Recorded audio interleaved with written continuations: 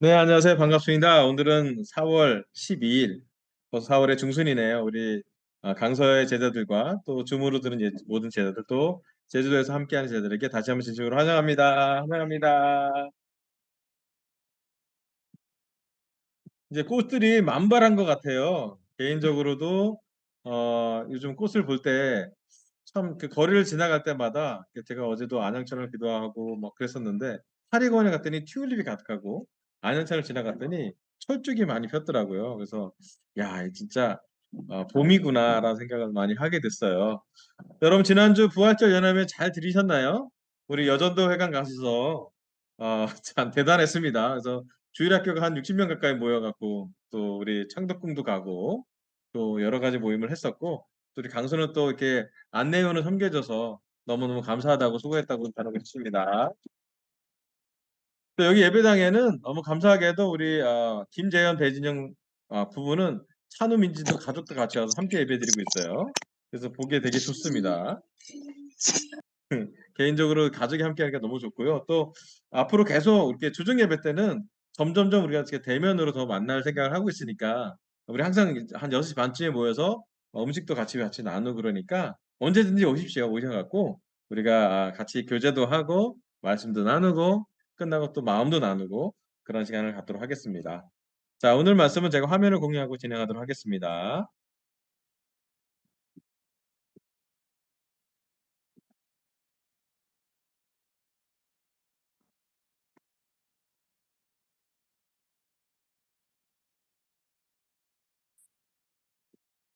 먼저 이렇게 말씀을 나누기 전에 지난주 부활절 연한 예배로 우리는 세 명의 젊은 형제들이 와서 말씀을 전했죠.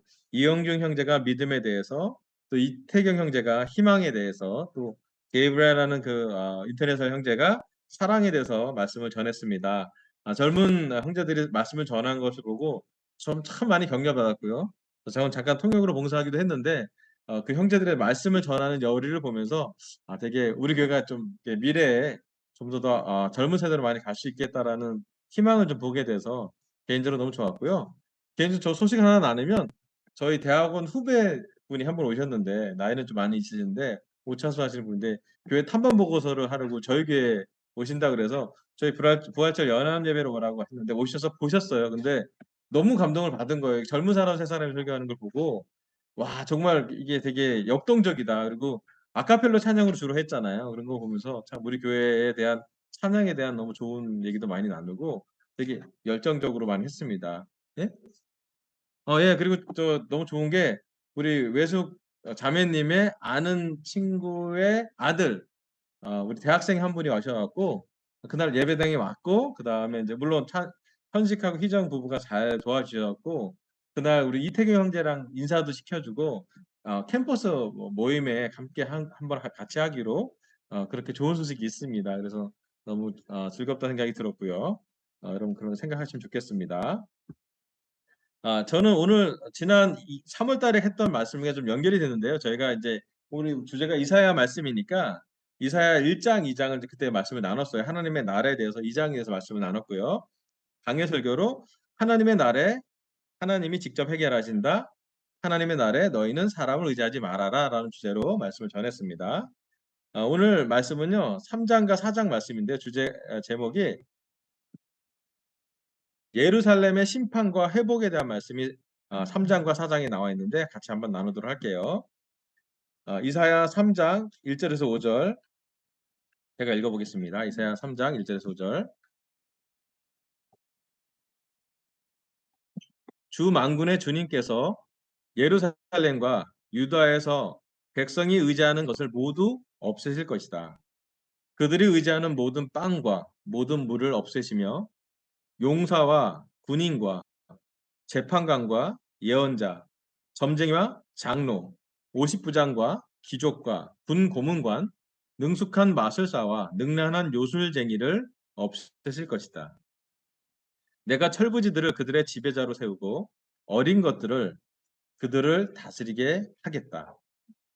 5절 백성이 서로 억누르고 사람이 서로 치고 이웃이 서로에게 싸우고 젊은이가 노인에게 대들고 천한 자가 존귀한 사람에게 예의 없이 대할 것이다. 아멘. 여기 이사야 3장에는 지난 3월 초에 말씀을 전했던 이사 2장 말씀과 연결이 됩니다. 하나님이 날에 하나님이 경고하신 것은 뭐냐면 사람을 의지하지 말라고 경고를 했죠. 그런데 이제 이사야 3장에 가보면 사람을 의지했던 백성, 하나님의 백성들이 사람을 의지했을 때 어떤 일이 벌어지는지를 구체적으로 기록되어 있습니다. 사실 개인적으로 제가 이사야 3장을 읽어볼 때는 좀 힘들었어요. 왜냐하면 너무 안 좋은 얘기들, 너무 파괴되고 너무 이렇게 비참하고 너무 이렇게 영적이지 않은, 전혀 부응하지 않았던 좀 피폐한 그런 백성들의 모습을 보고 힘들었는데 그 내용 전체가 다 이사야 3장에 기록되어 있습니다. 오늘 제 설교 첫 번째 포인트는요. 이사야 3장 사람을 의지할 때 예루살렘은 파괴된다입니다. 자, 예루살렘 사람들이 누구를 의지했는지 성경 구절에 이렇게 나와 있어요. 왜냐하면 유다와 백성이 의지하는 모든 것이라고 했는데 그 당시 이사야 시대에 사람들이 의지했던 것이 누군지 또 무엇이었는지 좀 기록되어 있습니다. 첫 번째 그들이 의지했던 건 뭐냐면 모든 빵과 물을 없애진다고 했어요. 빵은 이제 양식 레헴이라는 거고 물은 마임이라는 것인데 양식과 물을 끊는다는 것은 기근을 뜻하는 것이라고 말할 수 있고요. 이것은 바벨론 왕 느부갓네살의 침공 때문에 문자 침공 때 문자 그대로 성취가 됐습니다. 기근이 왔어요.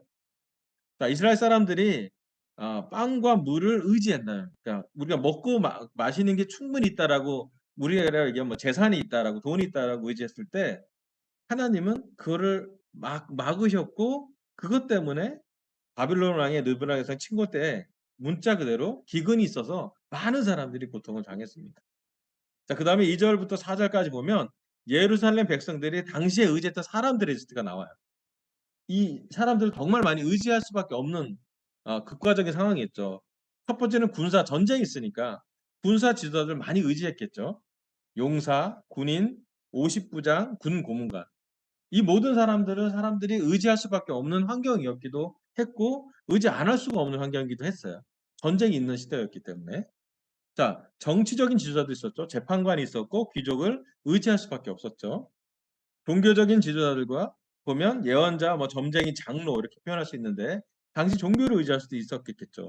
그다음에 뭐 산업기술자라고 능숙한 마술사, 능란한 요술쟁이 또 이런 여러 가지 사람들을 보면서 이 당시에 그 사회상을 좀 볼 수가 있습니다. 보시면 아시겠지만 당시 예루살렘 사람들은 눈에 보이는 사람들을 의지할 수 있는 아주 좋은 환경이었어요. 강대국 아시리아 또 바빌로니아, 페르시아가 있기 때문에 언제든지 죽을 수 있다라는 언제든지 민족이 전멸될 수 있다라는 공포감이 있었고 그 공포감은 사람들로 하여금 눈에 보이는 것을 의지하게끔 눈에 보이는 빵과 물, 눈에 보이는 사람들, 눈에 보이는 군사, 눈에 보이던 정치적인 지도자들, 눈에 보이는 종교지도자들, 눈에 보이는 산업하는 사람들을 의지하는 또 산업도 여러 가지가 있는데 여기 보면 막 마술사랑 요술쟁이 막 이런 게 나온 거 보면 그 당시의 사회에 되게 그런 주술이나 이런 것도 제사만큼이나 지금의 우리의 과학적인 사회랑은 좀 다르게 우리도 그랬잖아요. 예전에도 우리 막 용환 점집 가보는 것처럼 좀 그런 샤머니즘적인 것도 되게 많은 것을 볼 수가 있습니다. 자, 이렇게 되는 사회를 봤을 때 하나님은 말씀을 얘기해요. 너희가 사람을 의지하면 안 된다고. 사람을 의지하는 것은 또 사람들이 의지하는 것은 하나님이 뺏어 가진다고 얘기했는데 백성들이 그 말씀을 듣지 않습니다. 하나님이 이사야 3장을 통해 우리에게 말씀하신 것은 우리가 의지했던 사람들이 의지했던 모든 것을 통해서 오히려 반대로 사람들이 그것을 그 눈에 보이는 것을 의지했는데 눈에 보이는 것을 의지한 것 때문에 거기에 의해서 파괴당하는 것을 오히려 기록하고 있습니다.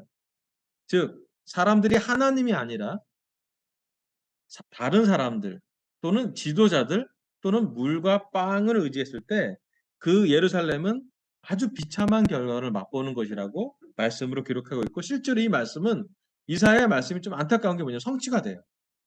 실제로 이스라엘 사람들은 기근을 맞고요. 바빌론 사람 시대 때 엄청난 비참한 삶을 살게 됩니다. 구약에 보면 말씀이 그냥 이렇게 두루뭉실하게 써 있는 게 아니라 아주 구체적으로 얼마나 비참하게 살았는지를 성경은 특별히 이사야 3장을 읽어보면 기록되어 있습니다. 이스라엘 백성은 보이지 않는 하나님과 하나님의 말씀보다는 눈에 보이는 것을 더 찾고 구하고 의지했기 때문입니다. 자, 이제 우리한테 한번 이 말씀을 적용해 볼게요. 오늘 우리가 강서교회 또 제주 가정교회 제자들은 무엇을 의지하고 계십니까? 누구를 의지하고 있고 오늘 우리의 삶은 어디에 의해서 정말 내가 정말 내가 부딪히고 기대고 이렇게 안을 곳이 어딘지를 한번 생각해 보면 좋을 것 같아요. 우리는 쉽게 눈에 보이는 것을 의지하고 싶은 마음이 듭니다. 솔직히 얘기하면요. 직장도 그렇고요. 친구 관계도 그렇고요. 가족 관계도 그렇고요. 형제 자매 그러고요. 교회예요. 또 마지막으로는 재정적으로 뭔가 안정적인 걸 우리가 의지하고 싶은 마음이 들지요. 눈에 보이니까요. 하지만 하나님은 이사야 3장에서 정확하게 경고하는 말씀은 뭐냐면 너희가 의지하는 것에 의해서 너희가 파괴될 거라고 말씀하시는 것이에요. 우리도 경험하지 않았습니까? 우리가 처음으로 믿음으로 시작했다가 믿음과 사랑과 희망으로 시작한 교회가 많은 경우 믿음과 사랑과 희망이 더 성장하는 것보다 다른 많은 것 때문에 흔들릴 때가 많은 것 같아요. 교회의 역사를 보면요. 이스라엘 역사가 좀 비슷한데 교회에 더 많은 돈이 들어갔을 때 또 교회에 더 기득권이 더 생겼을 때 국가랑 접촉되었을 때 정치와 종교가 이렇게 더 합쳐진 시대를 보면 점점점 역사는 부패되고 사람들은 되게 양극화됩니다. 있는 사람은 더 많이 가져가고 또 없는 사람은 더 많이 피지배 백성으로 살게 되는 많은 것들을 보게 됩니다. 이상하게도 신기하게도 눈에 보이는 사람과 눈에 보이는 물질을 우리가 의지했을 때 우리의 많은 영성은 눈에 보이는 걸 쫓아가다가 더 많이 파괴되는 것을 볼 수가 있습니다. 하나님이 이사야 3장을 통해서 우리에게 전하고 싶은 말씀은 사실은 단순한 말씀이에요. 우리가 의지하는 것을 빵과 물이 아니라 세상적인 정치적인 지도자가 아니라 하나님에게 의지하라고 하는 메시지를 전달해 주고 있습니다. 오늘 우리가 우리 자신을 한번 돌아봤으면 좋겠습니다. 오늘 혹시 우리 강서 제자들과 제주 가정교회 제자들 중에 눈에 보이는 걸 의지하셔서 지친 적이 있지 않습니까? 눈에 보이는 것을 자랑하다가 우리도 넘어지지 않았습니까? 눈에 보이는 것으로 쫓아가다가 눈에 보이지 않는 하나님을 혹시 놓친 적이 있지 않습니까? 어쩌면 우리 삶이 파괴적으로 된다면 많은 경우 우리가 하나님 대신에 하나님이 있어야 할 곳에 다른 것을 놓았기 때문에 우리 삶이 파괴되었다고 볼 수가 있습니다. 반대로 우리 삶을 다시 회복하려면 우리 삶을 다시 회개하고 세우려면 하나님은 명확하게 얘기하세요. 예루살렘이 심판될 때랑 예루살렘이 회복될 때를 명확하게 구분해서 말씀을 전달하고 계십니다. 자, 이사야 4장을 한번 보도록 할게요. 이사야 4장 1절에서 6절입니다. 이사야 4장 1절이요.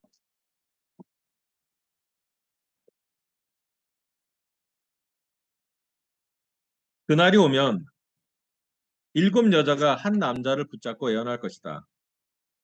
우리가 먹을 것은 우리가 챙기고 우리가 입을 옷도 우리가 마련할 터이니 다만 우리가 당신을 우리의 남편이라고 부르게만 해주세요.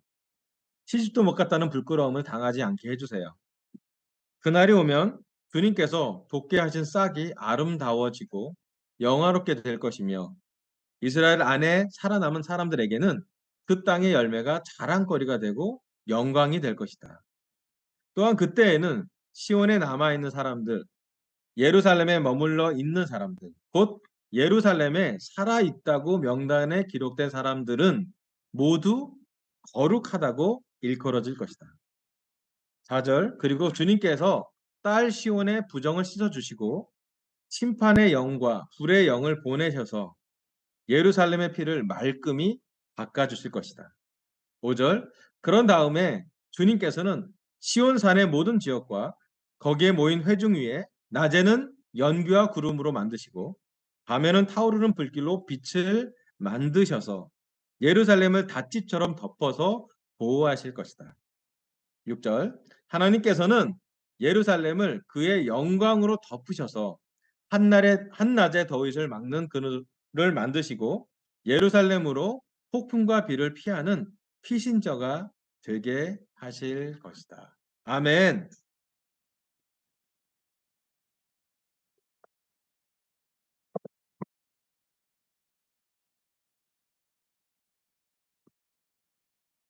네, 여기 이사야 4장 전편을 읽었습니다. 1 절에서 6 절까지 다 읽었습니다. 봤는데 보면 1 절과 2 절이 아주 큰 반전이 있습니다. 1 절에는 그날이 오면 비참한 상황이 또 얘기됩니다. 7 여자가 한 남자를 붙잡고 애원한다 그랬어요. 왜 그러냐면요. 전쟁에 다 나가서 지면 이게 인제 이상한 무슨 동화 같은 상황이 아니라 실제로 전쟁에 나가서 이스라엘 백성들의 남자들이 다 죽으면 이런 현상이 벌어졌다고 그래요. 7 여자가 한 사람한테 제발 남편이 되겠다고 얘기해 달라고 얘기하는 그런 비참한 상황이 돼요. 네. 심판의 날에 그럴 수가 있죠. 3 장의 내용이 연결된 건 4장 1 절이라고 볼 수가 있습니다. 하지만 4장 2 절에 완전 반대가 또 나와요. 반전이 되는 게 있습니다. 우리가 말씀을 들을 때 저주도 있고요. 축복도 있어요. 파괴가 있으면 회복도 있습니다. 요 두 가지를 함께 보는 것이 말씀이에요. 우리가 구원도 있으면 심판도 있는 듯이 복음이 있으면 복음에 따라서 죄에 대한 대가가 있듯이 말씀을 볼 때 이사야 3 장은 철저하게 예루살렘이 파괴된다는 얘기를 했고요. 이사야 4 장은 그런 예루살렘 하나님이 회복시킨다는 말씀을 합니다. 제 오늘 설교 두 번째 포인트는요.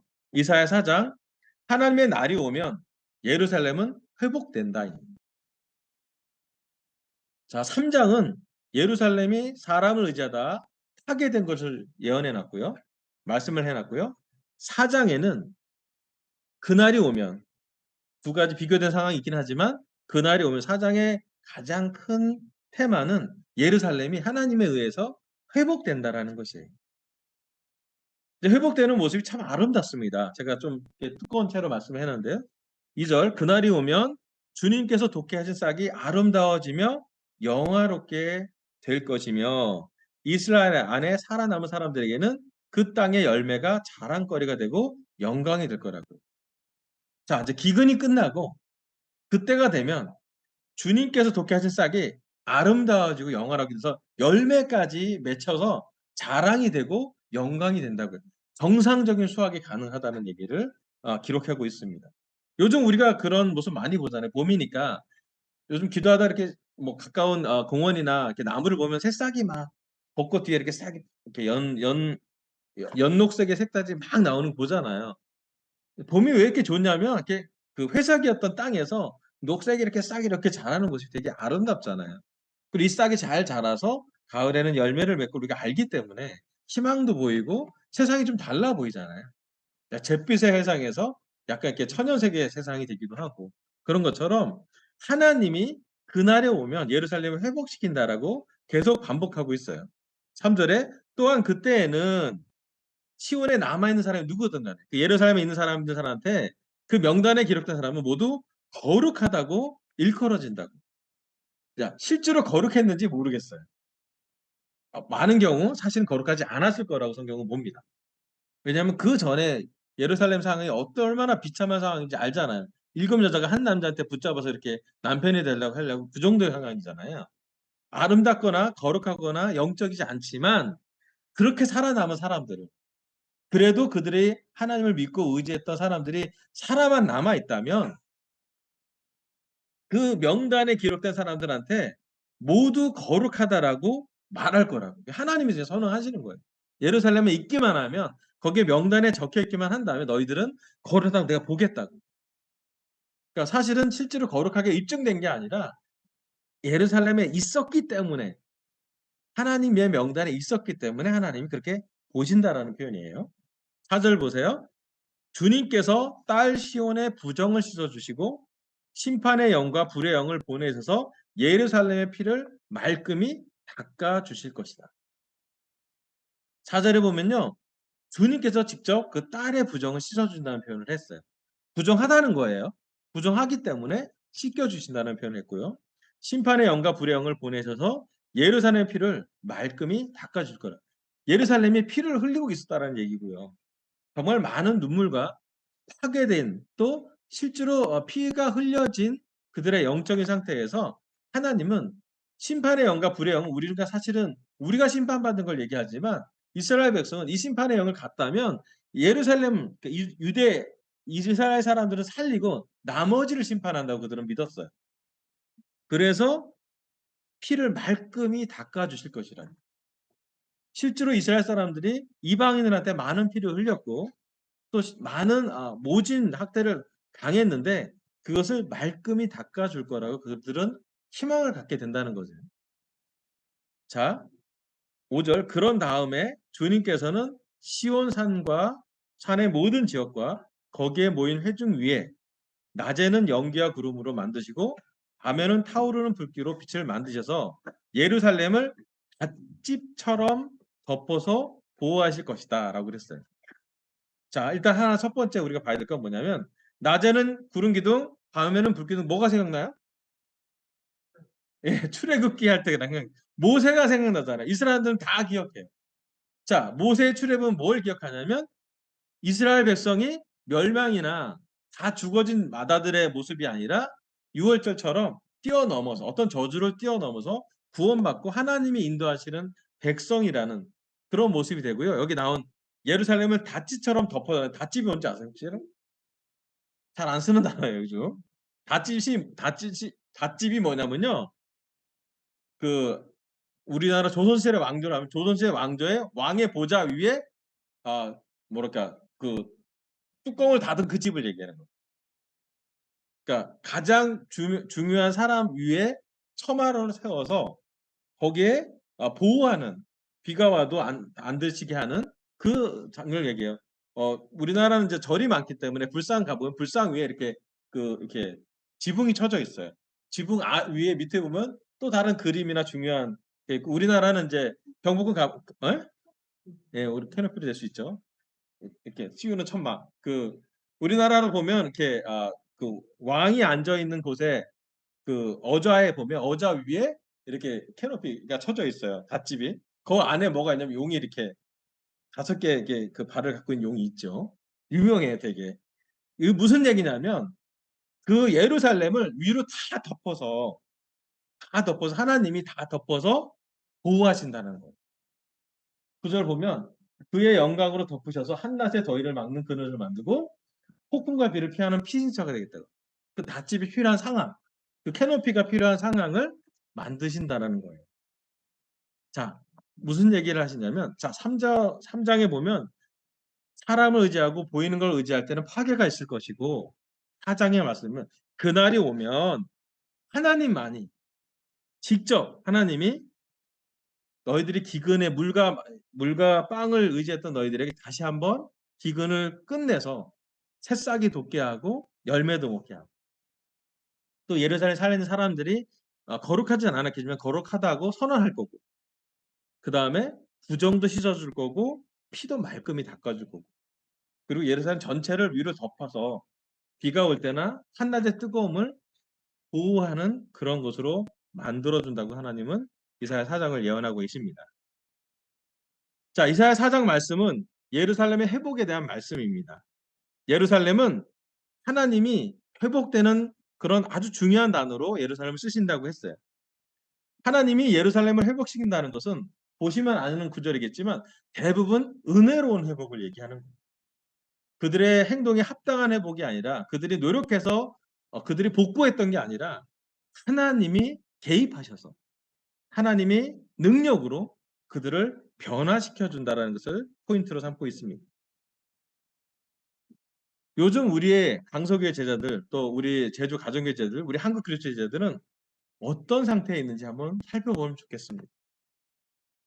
우리가 잘 봐야 되는데 성경 말씀을 잘 봐야 되는데요. 성경 말씀은 심판만 기록되는 것도 아니고요. 회복만 기록되는 것도 아니에요. 양쪽을 같이 봐야 합니다. 3장에 이사야 3장에 심판이 기록되어 있고 이사야 4장에 회복이 기록되어 있다면 두 개를 함께 봤으면 좋겠어요. 오늘 우리는 어디에 서 있는지요?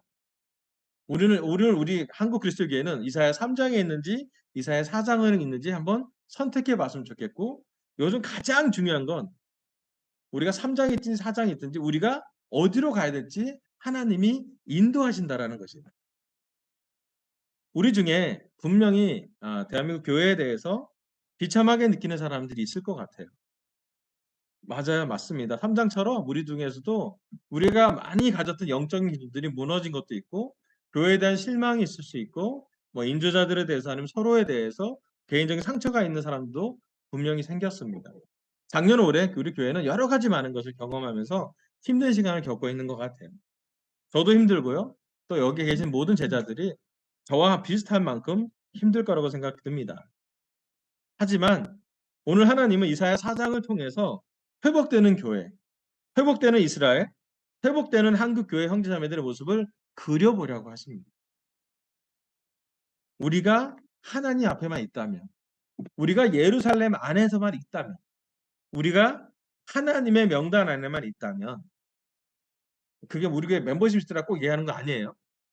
정말 우리가 믿음을 잃지 않는 하나님의 생명책에 기록된 것에만 있다고 한다면 하나님은 회복시켜 주실 것입니다. 하나님과 함께 회복한 교회는 더울 때 그늘이 있고요. 폭풍과 비가 왔을 때 피난처가 될 것입니다. 저는 솔직히 말씀드리면 정말 우리 교회가 힘들지만 이 어려운 시간에 잘 전환되어서 대한민국에 있는 많은 사람들에게 여기 나온 말씀처럼 대한민국에 있는 많은 사람한테 더울 땐 정말 그늘이 되어주고 폭풍이 왔을 때는 피난처가 될 수 있는 곳으로 우리 교회가 됐으면 좋겠어요. 또 그렇게 될 거라고 저는 믿습니다. 그것을 믿는 것이 우리의 전환이고요.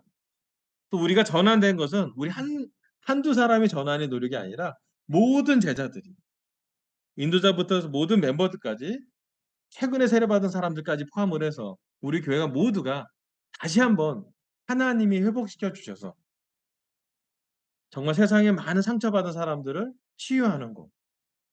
또 세상에 정말 떼약볕 같은 그런 어려운 쓰라린 상황 사람들에게 그늘이 될 정도로 또 폭풍과 비가 왔을 때 그의 인생에 가장 어려운 시간을 지날 때 이 교회에 와서 하나님을 만나고 나면서 하나님이 직접 그들의 마음에 피신처가 된다는 것을 우리가 그렇게 하는 것을 다시 한번 생각해 보면 좋을 것 같아요.